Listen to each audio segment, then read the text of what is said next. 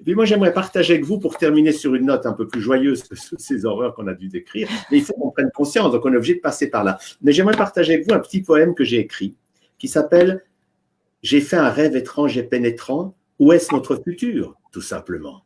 J'ai vu des hommes, des femmes et des enfants qui se parlaient et s'aimaient vraiment. Ils étaient gais, souriants, confiants. Ils célébraient la vie à chaque instant. Les animaux, ils les respectaient. Partout, leurs regards se posaient, des arbres et des fleurs jaillissaient. Ils étaient beaux et chaleureux comme le sont les gens heureux.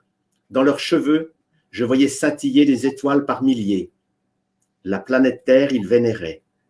Une intuition profonde les guidait sur les sentiers de l'harmonie, dans les prairies de la vie. La magie du cœur avait tout transformé. Éliminer les guerres du passé. En chacun brillait un soleil. Personne ne se voulait pareil. Chacun se plaisait à explorer l'unité dans la diversité. La musique, la danse et le chant avaient remplacé les conflits d'antan. Chacun travaillait à son rythme, sans stress, dans le calme et l'allégresse. La créativité s'était exaltée. Partout, on voyait la beauté de tout ce que l'homme peut créer. La mort n'était plus une tragédie, car chacun savait que l'on a plus qu'une vie, que la grande chanson du vivant vibre partout éternellement. Les quelques forcenés qui refusaient de vivre dans la paix faisaient l'objet de soins constants. Avec eux, tous étaient patients. Plus d'armée, plus d'église, plus de prison. Chacun obéissait à son intuition. Les hôpitaux s'étaient transformés en écoles de santé.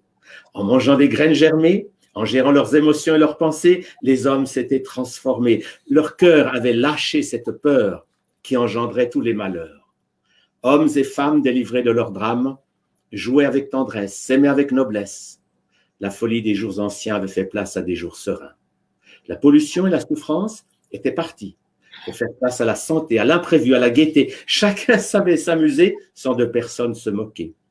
Les experts, les généraux, les politiciens, ils étaient tous devenus musiciens.